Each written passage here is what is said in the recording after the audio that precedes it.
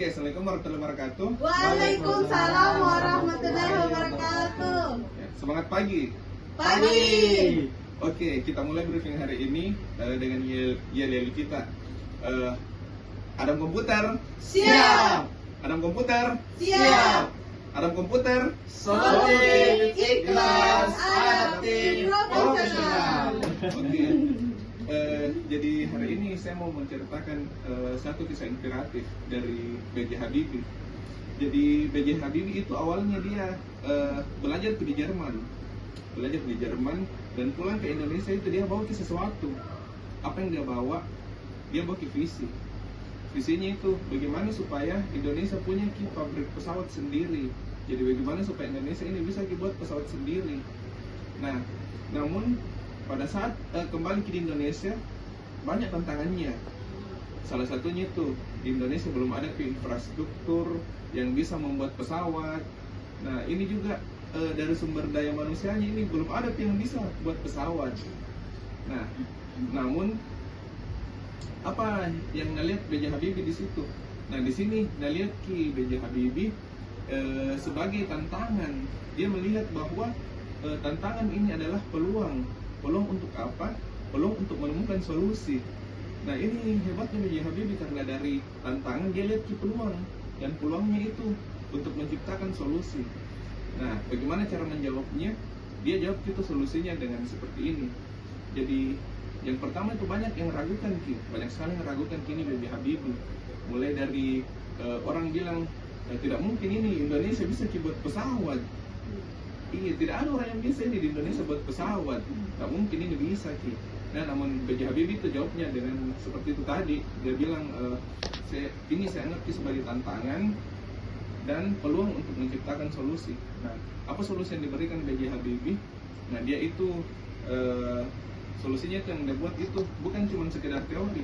Jadi ini datang ke Indonesia bukan cuma teori saja yang bawa, tapi langsung ke memang eksekusi dengan buat pesawat, buat perusahaannya. Jadi awalnya itu dia buat tidur perusahaannya, namanya kalau nggak salah itu IPTN. Kalau sekarang itu namanya PT Dirgantara Indonesia, itu nama perusahaannya. Nah, setelah buat perusahaannya, dia bekerja sama HRQ ratusan insinyur. Bayangkan ini bukan sedikit.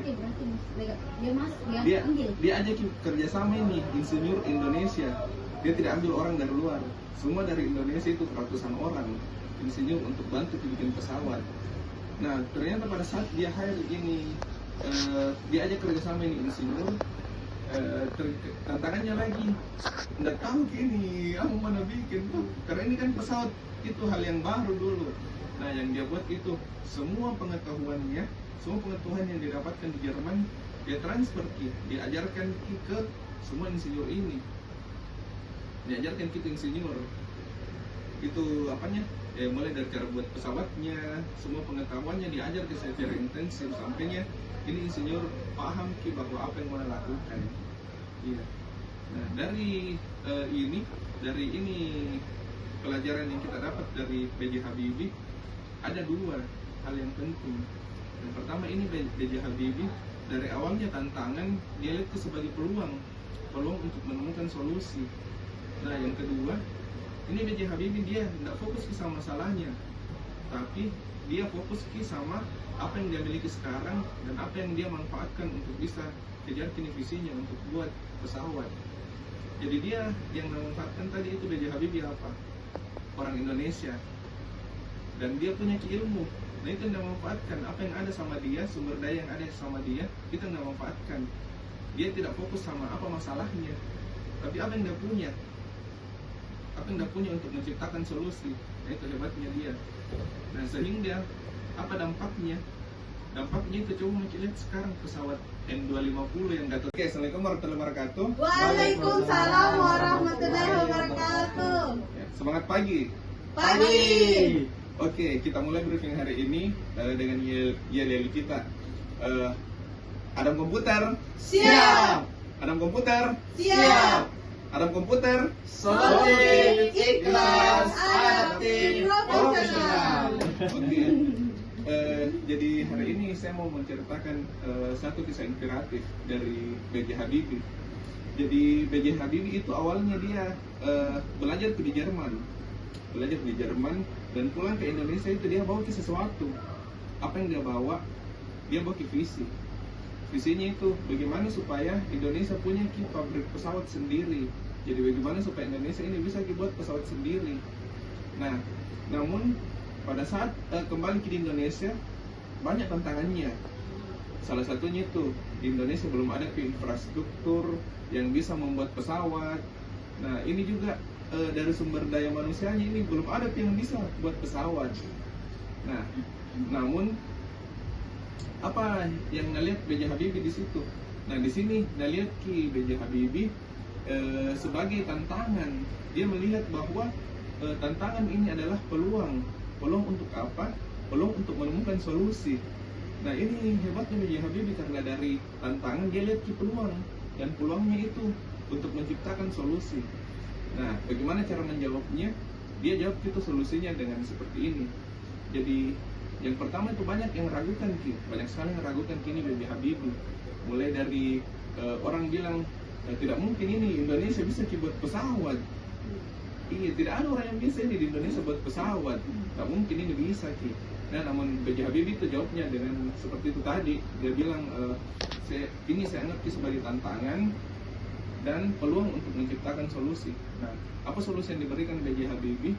Nah, dia itu solusinya yang dia buat itu bukan cuma sekedar teori. Jadi ini datang ke Indonesia bukan cuma teori saja yang bawa, tapi langsung memang eksekusi dengan buat pesawat, buat perusahaannya. Jadi awalnya itu dia buat dulu perusahaannya, namanya kalau nggak salah itu IPTN. Kalau sekarang itu namanya PT Dirgantara Indonesia, itu nama perusahaannya. Nah, setelah buat perusahaannya, dia bekerja sama HRQ ratusan insinyur. Bayangkan ini bukan sedikit. Dia ajak kerjasama ini insinyur Indonesia. Dia tidak ambil orang dari luar, semua dari Indonesia itu ratusan orang insinyur untuk bantu bikin pesawat. Nah, ternyata pada saat dia hire ini, dia ajak kerjasama ini insinyur. Tantangannya lagi, nggak tahu gini, mana bikin tuh, karena ini kan pesawat itu hal yang baru dulu. Nah, yang dia buat itu semua pengetahuan yang didapatkan di Jerman dia transfer dia ajarkan ke semua insinyur ini. Diajarkan kita insinyur itu apanya? Mulai dari cara buat pesawatnya, semua pengetahuannya diajar secara intensif sampainya ini insinyur paham bahwa apa yang mau lakukan. Iya. Nah, dari ini pelajaran yang kita dapat dari B.J. Habibie ada dua hal yang penting. Yang pertama, ini B.J. Habibie dari awalnya tantangan dia lihat itu sebagai peluang untuk menemukan solusi. Nah, yang kedua, ini B.J. Habibie dia tidak fokus sama masalahnya, tapi dia fokus sama apa yang dia miliki sekarang dan apa yang dia manfaatkan untuk bisa kejar visinya untuk buat pesawat. Jadi dia yang memanfaatkan tadi itu B.J. Habibie apa? Orang Indonesia, dan dia punya ilmu. Nah, itu yang memanfaatkan apa yang ada sama dia, sumber daya yang ada sama dia, kita nggak manfaatkan. Dia tidak fokus sama apa masalahnya, tapi apa yang dia punya. Apa yang dia punya untuk menciptakan solusi. Nah, itu hebatnya dia. Nah, sehingga apa dampaknya? Dampaknya itu coba lihat sekarang pesawat N250 yang